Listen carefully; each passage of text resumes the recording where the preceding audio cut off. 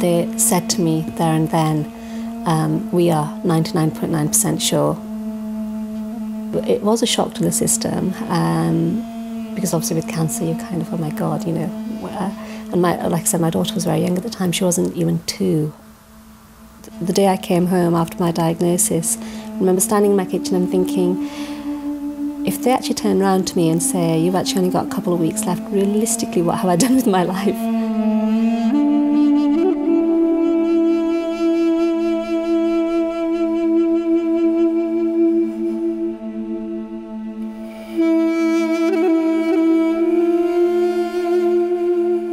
Well, I did try to be very positive about it, and I did, like I said, I did sort of, I think my religion helped me, because like I said, I did see it as a purification of my sins. I have to say, I do wonder, because when I was having sort of the surgery, etc., I do wonder how people who don't probably have that concept cope with these things, because I think to feel that as a random act of fate that this has happened to you and it hasn't happened to anybody else, I think must be very, very difficult. I think this whole thing Islamically of seeing these things as a mercy and a blessing and trying to look at the longer view, I think that does help.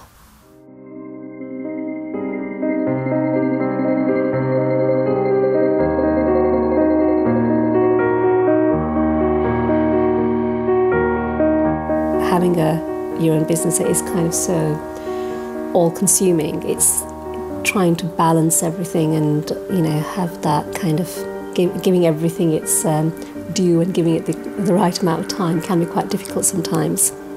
So I think that's quite a struggle in itself. My daughter's quite proud of the fact that we have the restaurant. She sort of tells people frequently, my mummy runs a restaurant, which I always find quite amusing. But then she always tells me that I'm always too busy, and I think every time she wants to play, I'm normally doing paperwork or trying to make something or do something.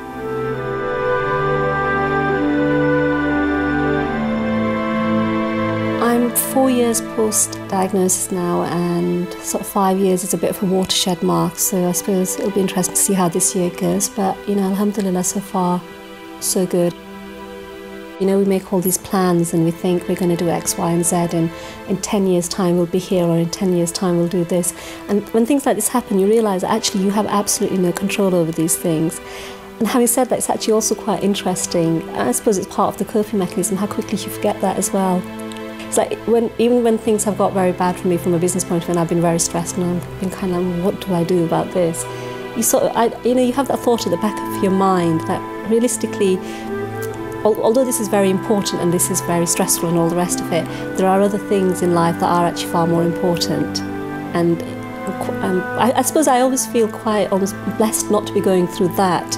I'd rather go through the stresses of the business than the stresses of thinking I might die in a month's time and what's going to happen to my child. You know, so it's just